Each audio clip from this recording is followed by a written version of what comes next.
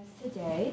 Adrianna and I are here on behalf of the Steenth Street Project, a Black digital humanities project that is working to produce a freely available digital edition of Alice Dunbar-Nelson's early 20th century collection of short stories about childhood, The Annals of Steenth Street.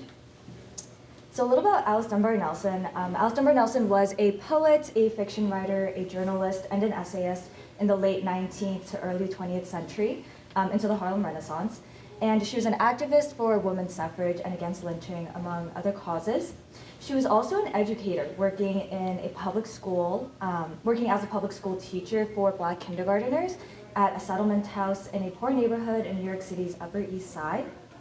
And it was the White Rose Mission, which is pictured on the right, or on the left. So the collection of short stories that we are working to recover are based on a similar poor neighborhood that faces a host of problems, ranging from domestic violence to untreated illnesses, which was most likely modeled after the White Rose Mission. And so in addition to this primary goal of ours, though, we also produce curricular materials about early Black women writers, including but not limited to Dunbar-Nelson, and really just to make Black women writers and thinkers more visible in K-12 classrooms. So like Dunbar-Nelson, we are committed to attending to Black children as directly as possible through our work. Alice Dunbar-Nelson points out that the lack of Black's history and literature is due to the wrongful idea that it is unimportant or unworthy. She writes about importance representation, stating in her 1922 essay, Negro Literature for Negro Pupils, quote, "For 2 generations, we have been given brown and Black children a blonde ideal of beauty, to worship, a milk-white literature to assimilate, and a pearly paradise to anticipate in which their dark faces would be hopelessly out of place. The effect of this kind of teaching is shown in the facts that the beautiful brown dolls, which resemble their tiny play mothers, still have some difficulty in making their way into the homes of our people, and Negro literature is frequently mentioned in whispers as a dubious quantity. This all comes to the conclusion that Black children need to see themselves and their experiences reflected in the literature that they are taught. This leads us to the fact that representation matters. In the early stages of our development, it is essential that students feel comfortable exploring complex identities surrounding themselves, similar or different to their own. By doing so, we will be contributing to a world in which students can feel comfortable working and living with a diverse group of people effectively. And our identities are important. They're who we are and who we want to be. So we have our first little activity today just to engage the audience a little, but we just want you to think of your favorite movie or show or book, and we want you to answer some of these questions. What do the characters look like? Can you describe them? And kind of moving along, have you always been represented in popular culture, and how about in the classroom? If so, how? And you can talk to the person next to you, and maybe we can share a little afterwards. Just a few minutes to do so.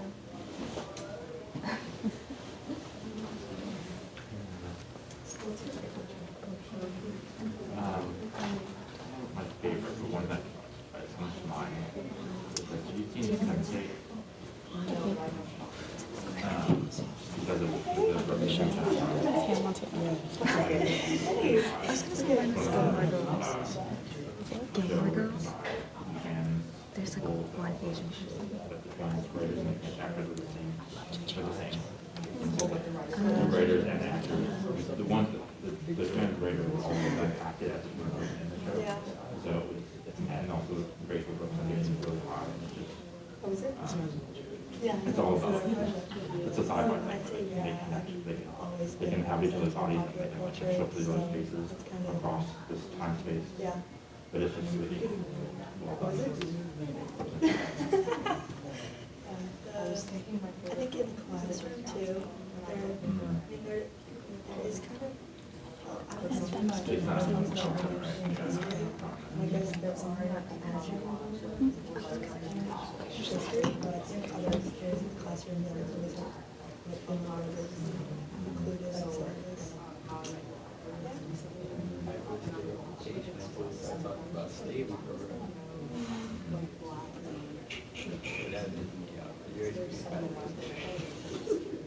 Yeah, it would be, yeah. Okay, let's think of. It's changing slowly, but it's, yeah.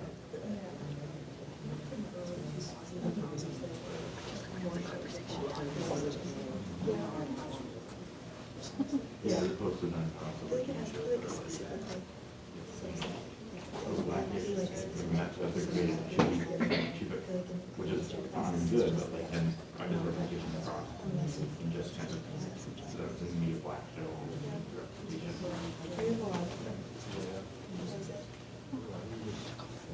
Okay. Would anyone like to kind of share what they were talking about, what their favorite movie, show, or book was? Any of their responses?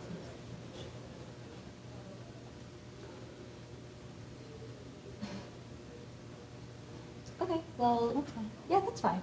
Well, thank you for participating in the activity. We just kind of wanted to make it more engaging and not just us talking to you the entire hour. But moving on. So the primary way in which we presented and shared our curricular materials is through professional development sessions. These professional development sessions are offered to elementary, middle, and high school teachers, where sessions are divided into two. With these sessions, we aim to assist teachers in creating those spaces and supporting identity development in the classroom. Using Dunbar-Nelson's work, we hope to highlight ideas she's always stood by. Black representation matters, and Black literature has always been around. A typical 2-hour middle school session would be as follows. Our first hour would include the introduction to class materials, the introduction to Alice Dunbar-Nelson, and then a group close reading of His Heart's Desire, her text published in 1900. We would then have a brief break. And then our second hour would then go into teaching the text, a workshop, where we would have a group discussion and lesson planning time, and a regroup and share. In our professional development sessions for middle school students, we would focus on Alice Dunbar-Nelson's short story, His Heart's Desire. We would ask teachers to engage with the text, answering questions and later determining how they can layer His Heart's Desire well with other texts in their curriculum. What common themes could they identify, and how can teachers implement His Heart's Desires into their lesson plans? So now we're going to go into another brief activity while we'll read a summary of His Heart's Desire. 5-year-old Auntie Belton has a secret wish to have a doll. He makes a rag doll for his sister and shares it with her, but he longs for a doll with blue eyes. After he begins attending kindergarten at the Pure in Heart Mission, a school in his poor urban neighborhood run by middle-class women from outside the neighborhood, he is chosen to be in a school pageant. At the event, there is a booth selling dolls. Auntie falls in love with a blonde, blue-eyed doll. During his performance in the pageant, he sees the doll being sold to someone else. He gets so upset he forgets his lines and calls out, "She's took my doll." He is ashamed by his outburst, but a kind teachers rescue the doll from the person who bought it. So now, these are some of the central questions we would ask our teachers to answer during our professional development sessions that we would now ask to you. The first one is, what are boys allowed to do? What are they not allowed to do? What are girls allowed to do and not allowed to do? And the last one, childhood play and identity formation, which is a theme that we would try to focus on during our professional development sessions. What are dolls for, and who can play with dolls? So if you want to take a brief minute to just answer those questions.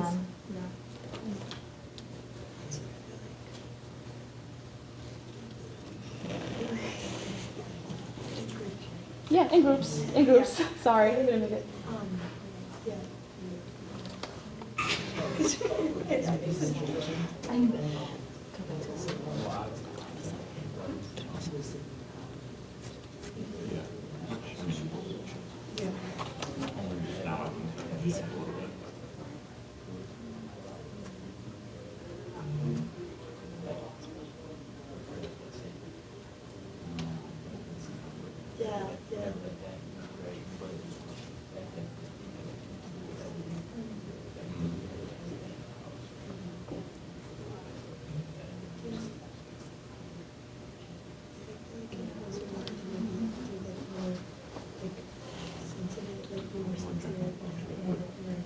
Dolls or they would like be like a baby doll or something, but it was kind of really hard to do that.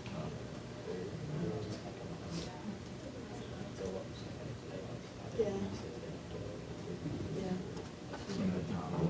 Like sports and stuff like that. Maybe in this case, when he's like really wise, like he cares about like the appearance of the doll, and then So I mean, it probably wasn't like pretty things or appearances would be seen as more like something. Okay,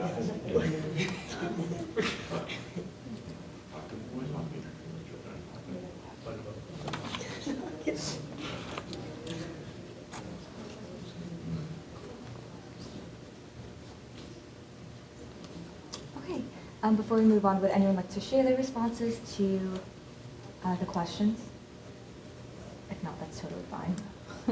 Yeah.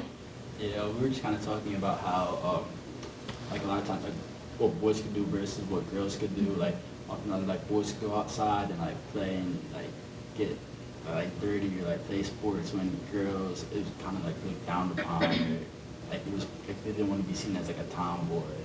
So there were just like certain stigmas, like a boy wouldn't necessarily play with a doll because of the stigma that came along with that. Thank you so much. Yes, Kate. And kind of going off that too, like at a young age, you don't understand why you're not like allowed to do those things. So then it kind of like sets you up for the rest of your life that like there are certain things you're allowed to do, certain things you're not allowed to do. Like you see even with like something as simple as like nail polish, like if a boy is wearing nail polish, like it's not like allowed, even though like it's really just like paint and it's like a form of expression. Thank you so much. Thank you. So we can move on from this activity. Thank you for participating in that. Oh, sorry. That's okay. So the central questions that we asked our teachers to consider is an intentional way that we encourage our educators to think of identity and characters similar or different to themselves. Notice how the themes Dunbar-Nelson touches upon are still very relevant today, and how we can still see gender and racial relations play out from even back then to now. Okay. And so the high school development sessions are very similar to the middle school ones logistically, in that there are 2 separate sessions within 2 consecutive weeks, and we run them for 2 hours. And so during these sessions for the high school ones, our goal is to, number 1, make visible one part of the long history of Black women educators who have sought to give Black women writers a place in school curricula. Number 2, give a framework and justification for integrating Black women writers into classrooms. And number 3, introduce Alice Dunbar-Nelson and one of her short stories, as well as resources for teaching the text. And so as you can tell from the activities that we did together, our presenters and moderators like to give ample amount of time for teachers to really reflect on, process, and share what they learned from these activities, or even what they might have struggled with in answering the questions. And so, in addition to Alice Dunbar-Nelson, though, we will also introduce another Black female writer and provide text and resources for other figures that teachers can incorporate into their curriculum. And so for the first high school professional development session, our main female writer was Frances Ellen Watkins Harper, one of the most widely read poets of her time. She had a very long speaking and writing career spanning half a century, and made signal contributions to Black suffrage and the women's rights movement. So during that session, we similarly held a close reading activity of one of her poems, The Sparrow's Fall, which we've put up here. And we won't read through this entire poem or do another activity with it, but I did want to share that the main question we asked the teachers about this poem is simply, can a sad poem or story share a happy or hopeful message? And so this question actually aligns with one of the literacy instruction frameworks that the teachers are already familiar with. And it's just one of the ways that we really try to kind of bring our Black female writers into the classroom, into curriculum and instruction methods that they're already familiar with.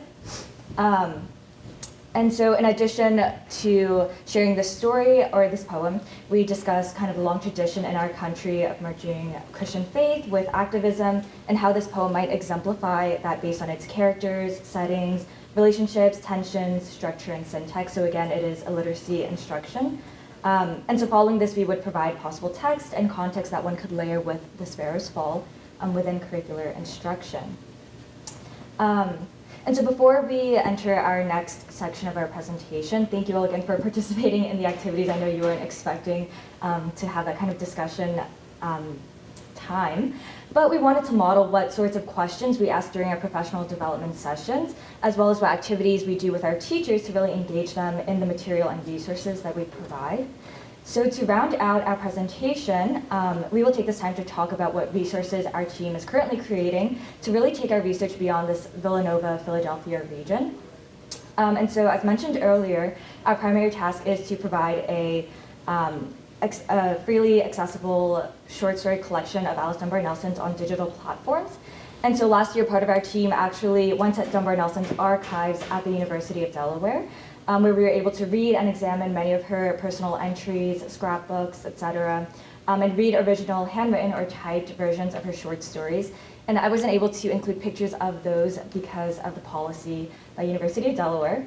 But we have finalized one piece already, which is His Heart's Desire that we just read a summary of.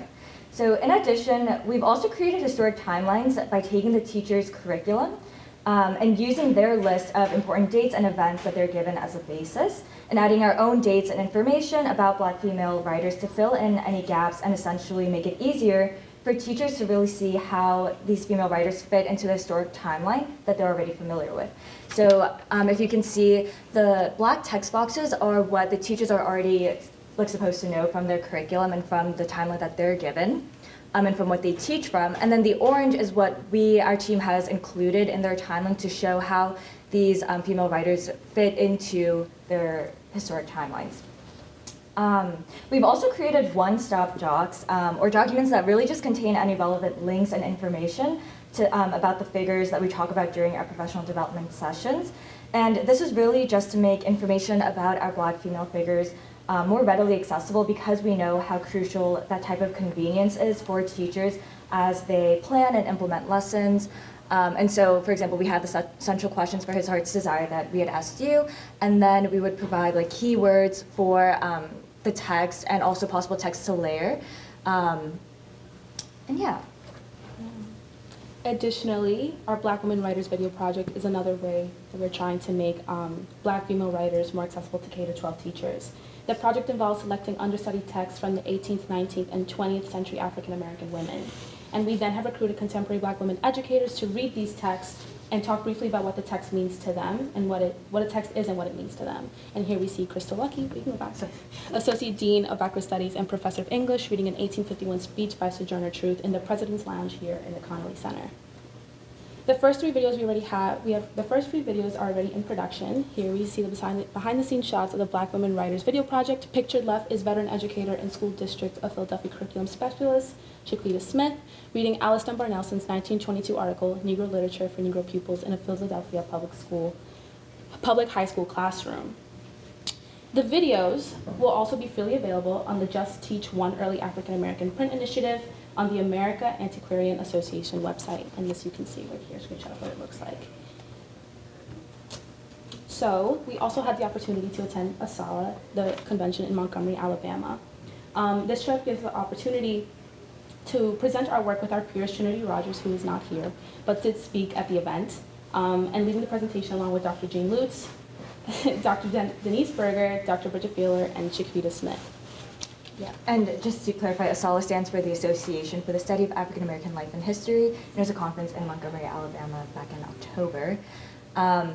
And just speaking a little about our experience in Alabama, I really think every moment there was just an opportunity to learn and reflect and synthesize and constantly converse about these really crucial and extremely relevant issues of racial injustice in our nation, whether it was visiting the EJI Legacy Museum or the National Memorial for Peace and Justice, or just hearing from really impressive and dedicated people about the work that they're doing.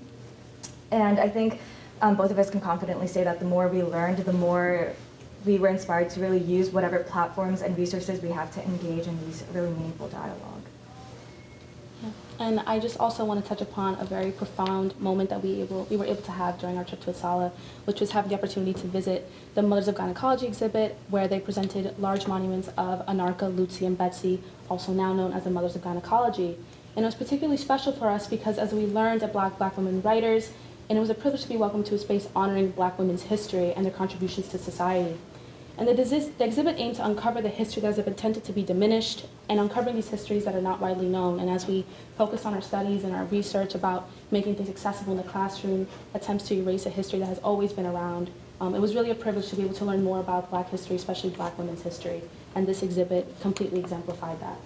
And that's just a little piece of getting the chance to be there at ASALH. And that actually concludes our presentation. So we'll open the floor to any questions. Thank you. Yes. Thanks for this presentation. It was great. I think you guys definitely touched on the historical significance and why you talked about some writers from the 18th and 19th centuries. but I'm wondering if you think that more contemporary writers might be more relevant to the teachers or to the students. I'll take this question. So the thing that we're talking about, the representation matters, is also, yes, I think it's really important, first of all, for the space for contemporary writers, contemporary Black authors, to be in those educational spaces. But when we think about a history lesson that we've had, and I can speak for myself, it's not the full story, and it's definitely told from one perspective. And I think that implementing these texts from the 1900s, 1800s, and even further are so essential, especially for Black students in the classroom, where they can be able to see themselves in their history and be able to connect with them on a deeper level and understand the actual concept of what American history really is, which I don't feel like our curriculum really grasps right now. I think in an ideal world, and hopefully we can get to that point, I would love to see a curriculum that balances the both, that puts more contemporary and puts more from the past. But I think this is even a first step where we can think about how can you open someone's world to see that there has been more. We just haven't been able to access it yet because of unjust reasons.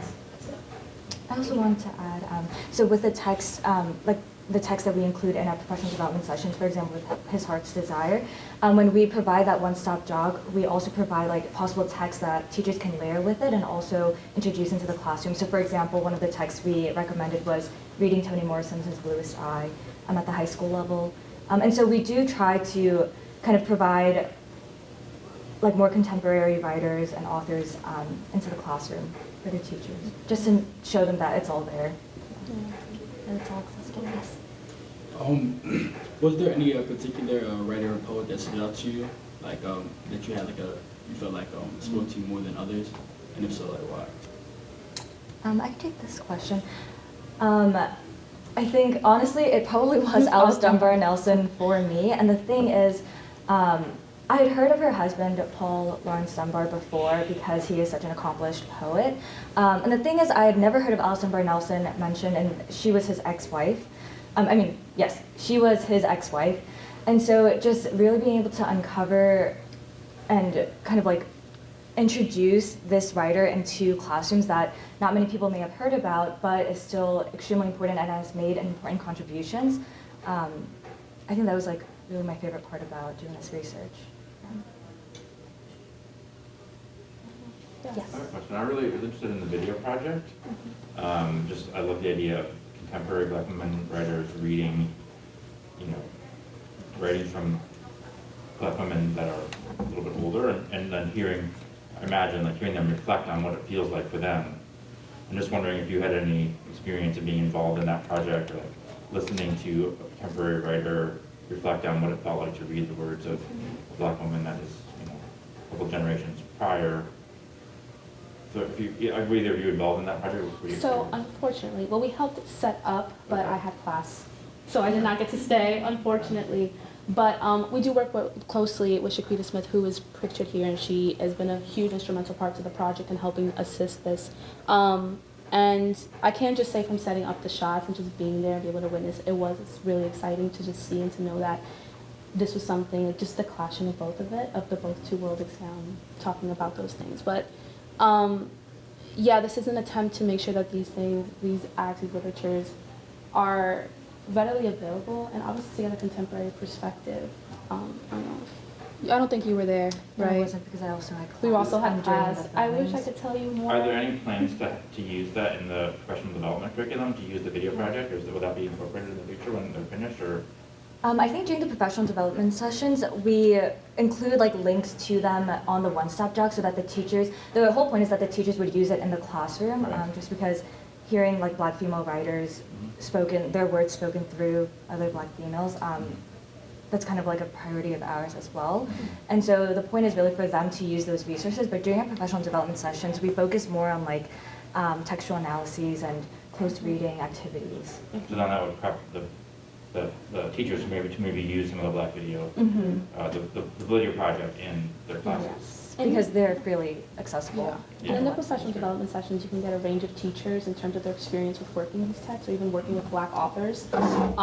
So they're also a space where they can ask those questions, and obviously you just want to give them the resources to kind of work them through that, because some people, it's an ongoing process to learn. And yeah, that's what, as Cynthia said, the point of the one-stop docs and even making these video projects are so that you can make them more accessible, make it a little easier to get more connected. with the work that they've already been, with the work that's already been done, honestly. Any questions? No? Other questions or comments, or just things that you found interesting, or things that caught your attention?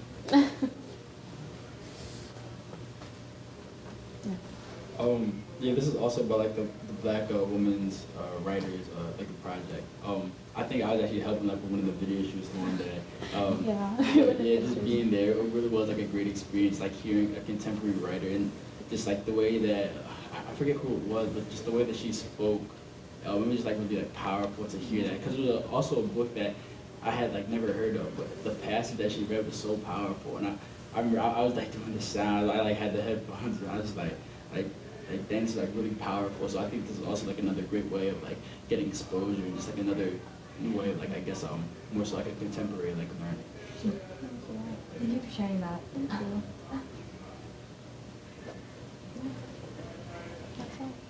That's all then. Well, let's Thank just say thank you to our presenters, Thank Adrianna you. and Cynthia. Thank you so much.